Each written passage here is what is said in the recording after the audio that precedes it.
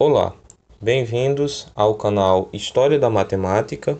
Eu sou o professor Lamarck e esse é o nosso vídeo piloto. Falaremos nesta primeira videoaula sobre sistemas antigos de numeração, abordando especificamente o tema de contagem primitiva. Vamos lá? Ao se fazer um relato cronológico do desenvolvimento da matemática, a questão de por onde começar se impõe. Deve-se iniciar com as primeiras deduções sistemáticas em geometria, tradicionalmente creditadas a Tales de Mileto, isto por volta de 600 anos antes de Cristo. Será?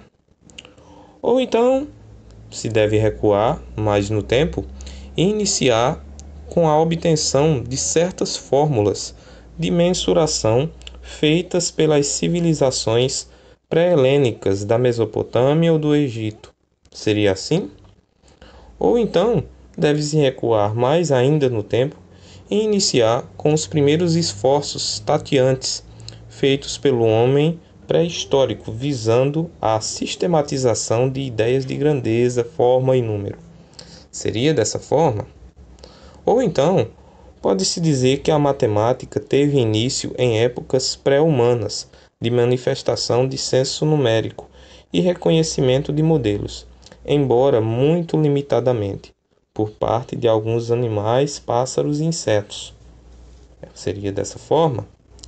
Quem sabe? Ou então, mesmo antes disso, nas relações numéricas e espaciais das plantas, será que alguém observou os padrões que elas apresentam? Não se sabe, né? Ou então, até antes ainda, estamos bem voltando para trás, lá nas nebulosas espiraladas, nas trajetórias de planetas e cometas, e na cristalização de minerais em épocas pré-orgânicas.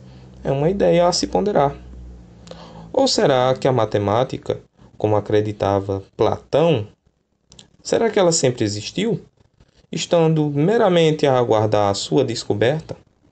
Cada uma dessas origens possíveis comporta uma defesa.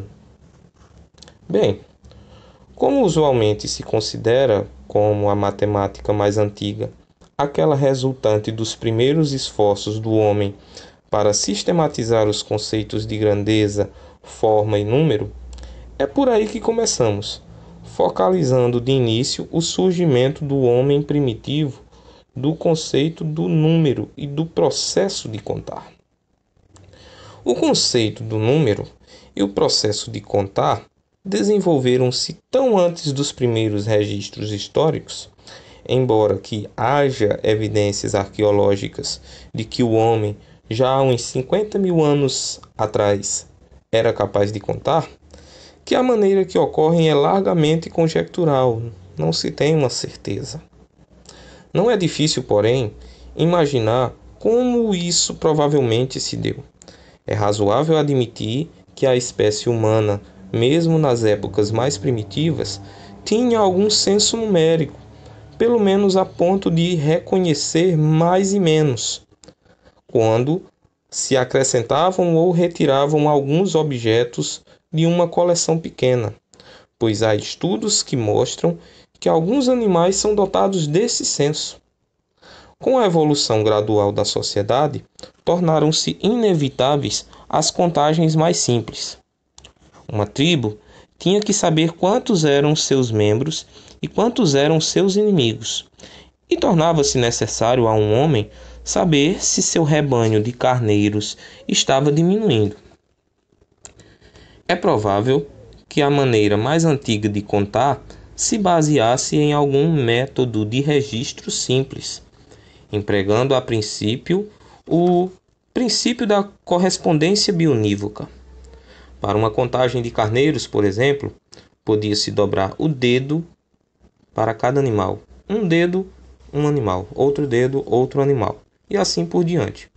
Podia-se também contar fazendo-se ranhuras no barro ou em uma pedra, produzindo-se entalhes num pedaço de madeira ou fazendo-se nós em uma corda.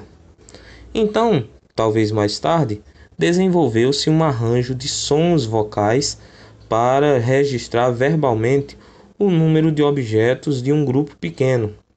E mais tarde ainda, com o aprimoramento da escrita, foram surgindo arranjos de símbolos para representar esses números. Esse desenvolvimento hipotético encontra respaldo em relatórios de antropólogos que estudam povos primitivos em nossa época. E nos mais remotos estágios do período de contagem vocal, usavam-se sons, ou seja, palavras, diferentes, para, por exemplo, diferenciar 2 carneiros de 2 homens. Uma palavra para definir a primeira quantidade, outra palavra para definir a outra quantidade.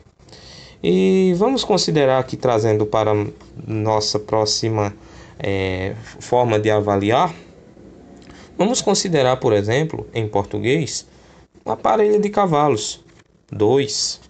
Uma junta de bois, 2. Um par de sapatos, 2.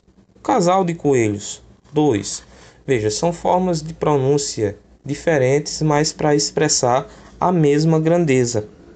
A abstração da propriedade comum 2, representada por algum som considerado independentemente de qualquer associação concreta, provavelmente levou muito tempo para acontecer. Nossas atuais palavras número de início muito provavelmente se referiam a conjuntos de certos objetos concretos, mas essas ligações, exceto talvez no que se refira ao 5, perderam-se para nós. Bom, vamos agora finalizar a nossa primeira aula analisando 2 curiosidades. A primeira delas, temos aqui o registro de 2 vistas do osso Ixango, com mais de 8.000 anos de idade, encontrado em Ixango, às margens do lago Edward, no Zaire. Esses ossos estão mostrando números preservados por meio de entalhes no osso, e esse arquivo pertence ao Dr. de Heiselin. Em seguida, temos aqui um belo exemplar de um quipo de indígenas peruanos, usado para recenseamento. Está mostrando números registrados por meio de nós em cordas. Nós maiores são múltiplos dos menores, e a cor da corda pode distinguir homens de mulheres.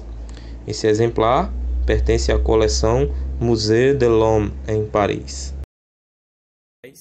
Meus sinceros agradecimentos por ter participado do nosso vídeo e espero que você esteja conosco para as nossas próximas publicações. Bons estudos e até a próxima. Tudo de bom.